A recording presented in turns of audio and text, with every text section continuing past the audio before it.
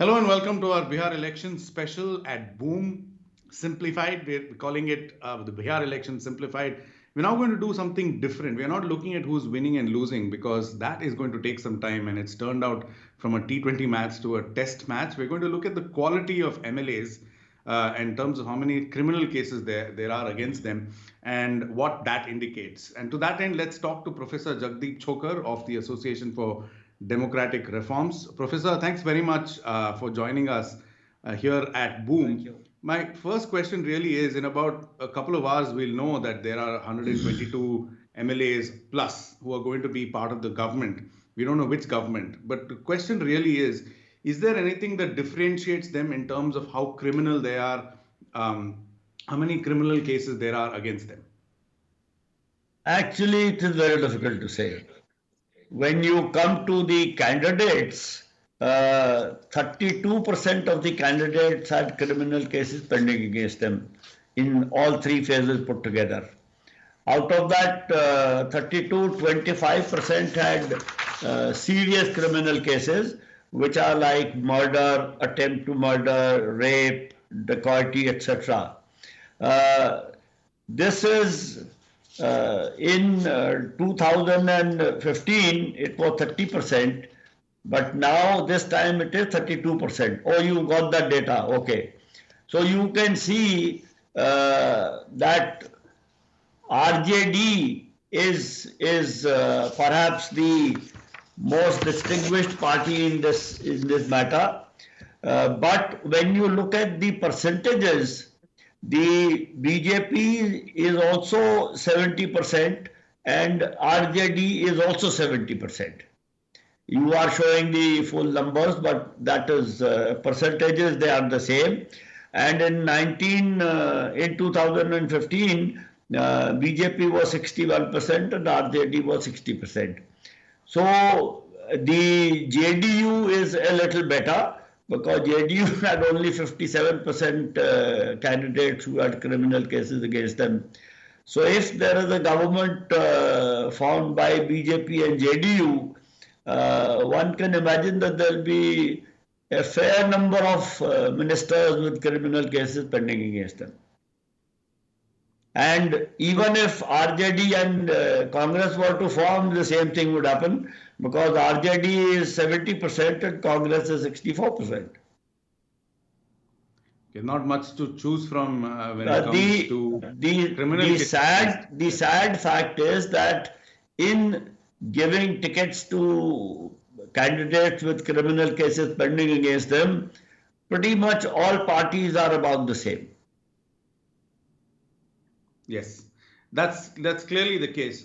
Professor, ADR also checks information from the affidavits, filled in by the candidates, and it shows how rich they are or how much property they have. Is there any correlation that you can draw between how rich they are and criminal cases against them? Is there any linkage that you can make between them at all? There is, a direct statistical correlation is not possible to establish, but for example, this fact is known that if one is a candidate, his or her assets increase by, let us say, X percent by the next election in 5 years. But if a person is a candidate and becomes an MLA, then the assets increase by about 3x or 4x. And if the person becomes a minister, then the assets increase by 8x or 10x. So that is very clearly established. The relationship between criminality and money is not that clear, but what is declared in the money column is not necessarily the real figure. So one has to take it with a pinch of salt. But in this election, for example, there were 33% candidates who were Crorepatis. And I don't have the number here, but several of them who have more than a crore of assets, but don't have PAN numbers. That is indeed strange, Professor. There is another aspect to criminality. I want to cite the scholar Milan Vaishnav's work, who seems to suggest that people find it expedient to vote for corrupt people because they feel they will get more work done. Any such any such correlation that you can draw upon? Do you have any comment to that? No, I don't need to draw any correlation, but because Milan used our data, so what he has done is perfectly all right. But actually the larger issue is it actually indicates the failure of the state. The state or the government is not able to do its job. For example, protecting the poor, or if somebody commits a murder in a revenge situation, you can go to the Mahabali or Bahubali, and then he will take care of you. So the law and order machinery, the judiciary, the state apparatus is either not able to do its job or doesn't want to do its job.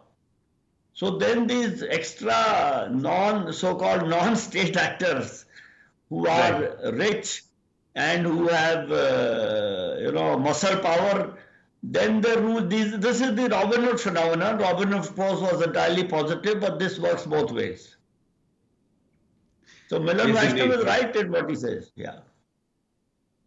All right. One final question, Professor. We are not getting into election prognosis or prognostications, but structurally speaking, ADR does a lot of work, obviously, that speaks at the very heart of Indian democracy. Structurally speaking, what kind of weak points do elections like this one, what do they kind of reveal about what is needed for Indian democracy?